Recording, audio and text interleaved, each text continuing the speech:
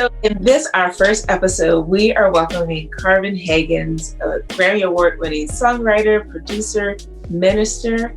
And Carvin, his weekly Queen Crush Wednesdays is the inspiration for this podcast, for everything I've done in all of 2019, celebrating and uplifting Black men. Because every Wednesday, it took me a while to figure out what was happening, but every Wednesday I'd open my Instagram, see his post, and see this QCW.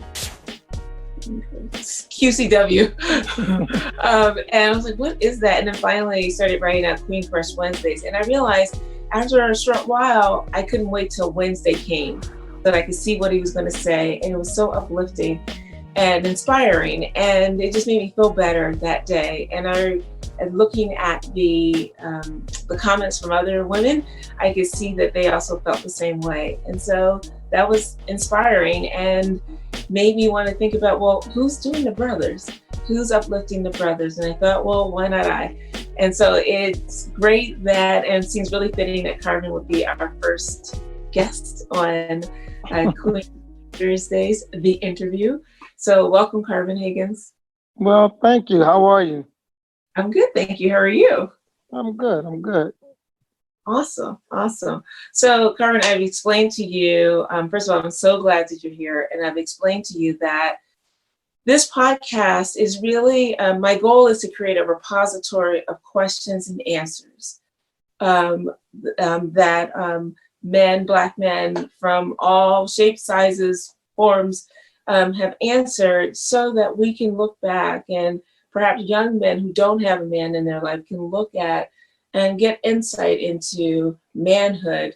For those of us who are not Black men, to look at those questions and answers, and also get insights into manhood as a way of celebrating, understanding, and supporting you as an individual, and you as a community, and you and all of us as a community. So I'm just going to jump right in. And so we're going to ask the same 6 questions every time, which I think should be fun. Okay, so Carvin, the first question is, what does manhood mean to you? Wow, that's a deep question, and it's responsibility, it's protection, it's provision, it's understanding, it's strength, as well as gentleness, it's kindness, it's understanding, and yeah. All right, awesome. That's a deep answer. Awesome. I like the dichotomy of many of those answers, which is great. And so I guess the next question is, who and or what is important to you? Well, my family, first and foremost, my children are more important than anything. Everything that I've done and everything I do, I'm doing it for my children, to make sure my children's children can be fine. And I think at some point, well, not at some point, but in most Black communities, the one thing we don't have is legacy, right? And we have tradition, and we have trinkets or keepsakes from our grandparents and grandfathers, but we don't have legacy. And it's not that they didn't want to do it. It's just they didn't have the resources or the ability to do, right? And then at some point, somebody just felt like they didn't want to sacrifice in order to create legacy because of what may come behind the stigma of the sacrifice, right? Because that sacrifice, meaning sometimes the kids have to be sacrificed at a certain amount of time for the father to go out and do what's necessary to make sure that our kids don't ever have to work again, right? So it's always the one that has to make the major sacrifice and try to be good in the sacrifice, try to do good while sacrificing, right? So it's like saving and sacrificing at the same time.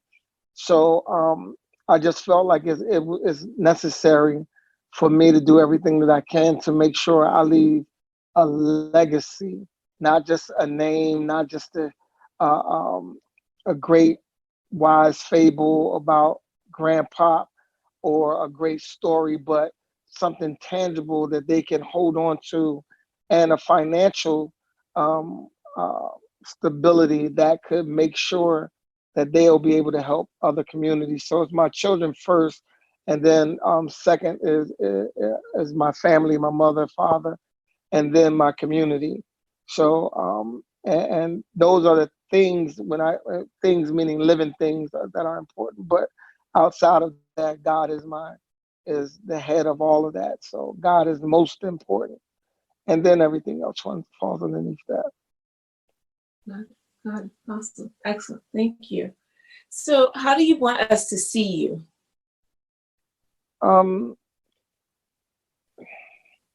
That's a very hard question for me because I'm not really concerned at how I'm looked at, or how people see me. Very improper English, but I'm not really concerned with that. I'm more concerned with being invisible and getting the work done to make sure everybody else looks good. So, to be remembered, as somebody that was willing to help everybody, you know, um, if I have to go with something along the lines of that, remember it as that somebody that wanted to help and tried to help everybody. But as far as how you see me is everybody's own interpretation, Got it, cool. What's your epic dream? Wow, my epic dream.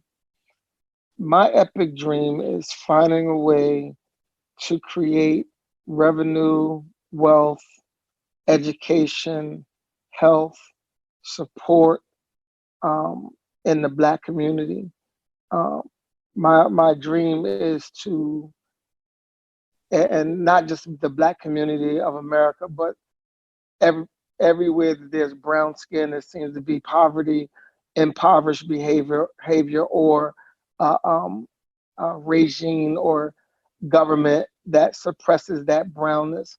So finding a way to empower everything brown, and it's not anti anything, but it's empowering brown everything.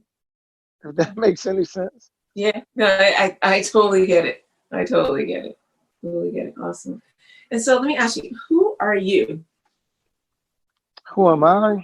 I'm a child of Christ, child of God, a brother of Christ, a fighter for the people who can't, a lover of the action, not the word, a believer in God, knowing that Jesus Christ is my Lord and Savior. And I said, I'm just Carvin. Got it. Okay. Okay. So what is something that I should ask you that you would have wished I'd asked you that I did not? Again, it's a question of asking me to question myself, which I don't really like talking about myself. So I think the questions that were asked are more than enough. Yeah, I think it's more than enough. So that's the end. That's all 6 questions. And I just wanted to end this formal interview with just thanking you so much for being someone that we can look up to, and, just kicking this off, but more importantly, for all the things that you do in the world, who you are in the world, who you are and how you are in the world. I've watched people admire you, and I've watched people emulate you, and I know the impact you've had on my own life. And so I'm grateful, and I just thank you, King. Well, thank you very much for having me, and it's always a pleasure to talk with you. Thank you. All right. And so we will be back again next week with a different king. But in the meantime, please remember to spread love and to have a great day.